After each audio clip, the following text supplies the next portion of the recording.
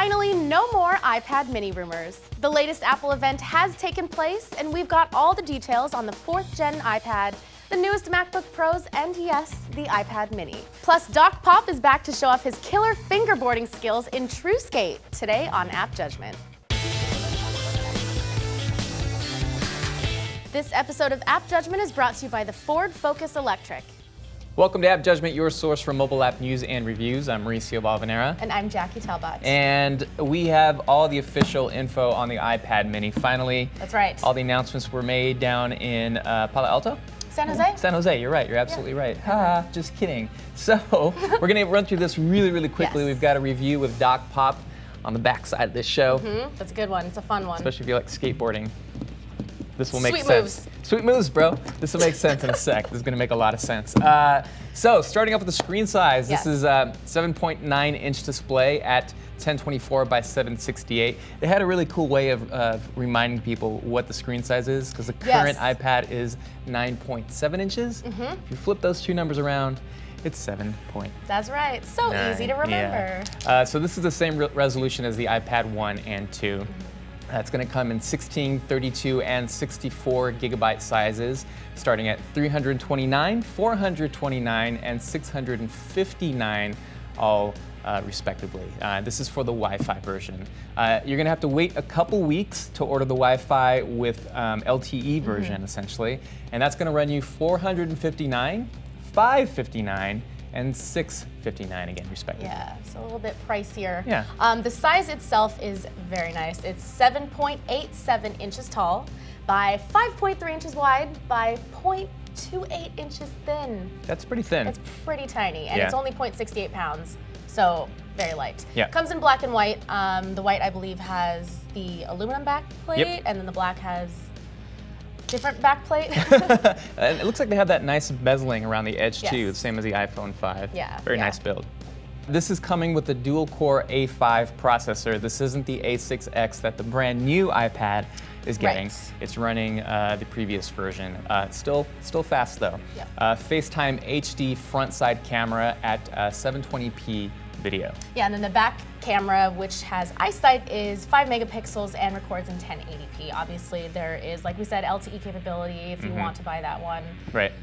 It's going to come with the Lightning connector. Yep. Sorry, guys, you're going to have to get all sorts of adapters for all your little hardware widgets. Yep. Siri, of course. You're gonna have Siri on that. Yep. Yeah, and if you want to, you can pre-order it starting Friday, October 26th.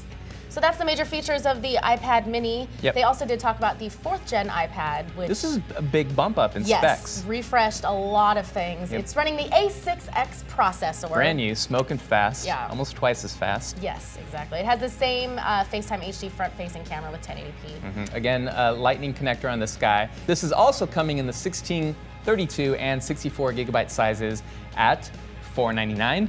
$599 and $699, and if you want LTE on this guy, you're going to be paying $629, $729, and $829. Wow, that's getting expensive. It's getting up there, pretty close to pricey. the Airs. Yeah. But this one, the new 4th gen, has the Retina display. It does. And you know what doesn't?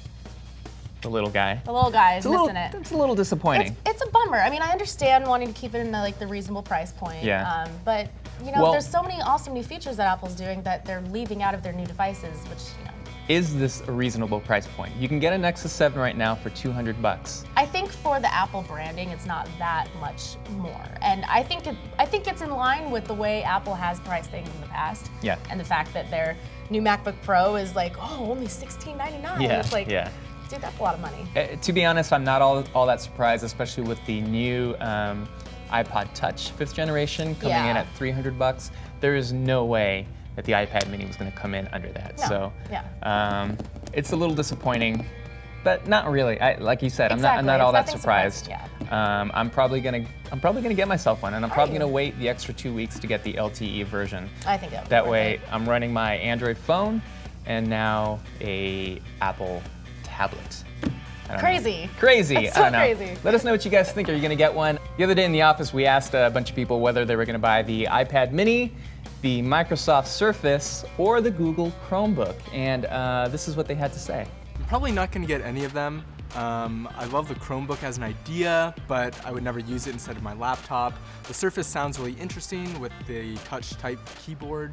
And the iPad mini is a smaller iPad, which sounds awesome. So if I were to get any of those three, I think I'd probably get the iPad mini. What are those? If it's not a lens or a camera, I don't want it. I think I'm gonna get the iPad mini because I feel trapped by Apple's ecosystem. I don't think I'm gonna get either of them, actually, because my first generation iPad works just fine. Well, I probably won't be getting any of them, but if I were to get one, I would get the Surface because I just want Microsoft to succeed because they haven't done anything in a long time.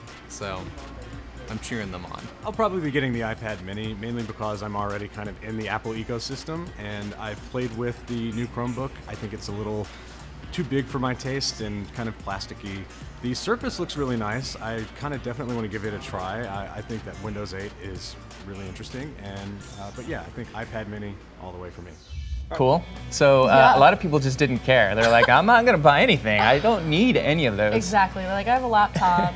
That's a little segment from our new show on Tech Feed called Downloaded. It's hosted by Jim Louderback, Patrick Norton, and a sort of revolving cast of people, entrepreneurs, and all sorts of cool people. You should check it out.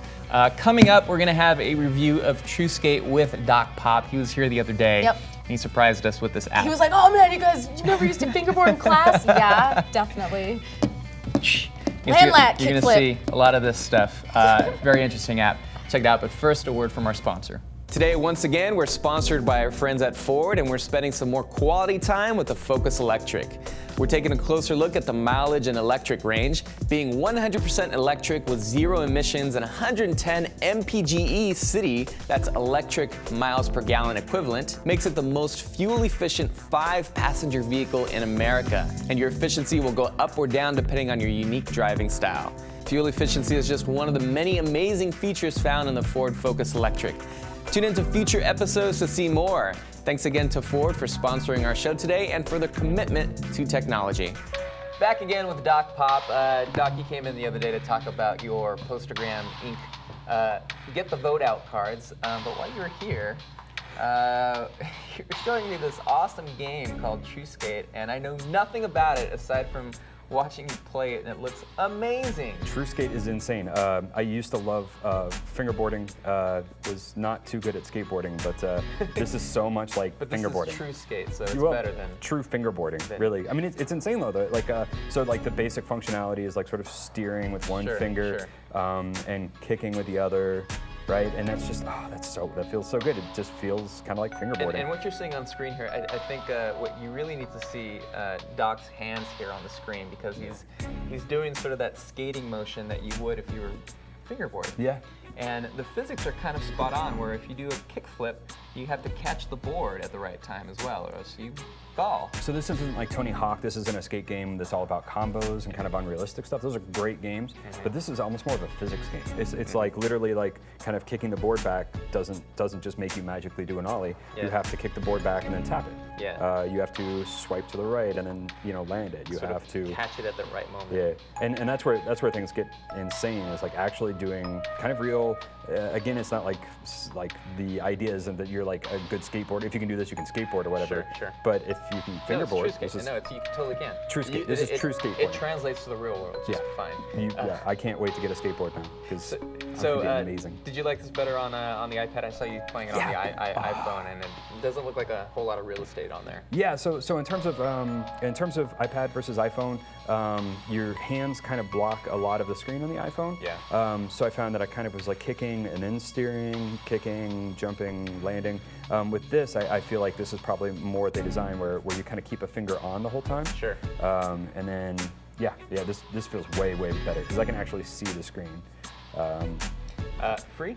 $1.99, which is not bad. Okay. There's a couple other skate games that are kind of similar. Right. I'm blanking on the name of it right now, but there's one that's actually a top-down view, which sucks because you can't see anything ahead of you. Yeah. And that one's $4, I think. This one's $1.99, way better bargain. And you like this one better? And it's universal. Cool. iOS only, no Android that you know of, right? Yeah. Aww. Yeah, I'm sorry. Yeah, I think it's iOS only. So I can't play it on my phone. Sorry. But I can play it on my I feel iPad. bad. That's awesome. Doc, thank you for sharing this one with us. Wow, fell into that one. All right, hit us up on Twitter, Facebook, subscribe on YouTube, follow Doc at twitter.com/DocPop. SincerelyInc.com is your company? Sincerely. Sincerely. Yeah, sincerely.com. Sincerely.com. All right. And wow. Postagram. Way to go getting that URL. Yeah, right? Yeah. All right, let us know what you think, and we'll see you next time.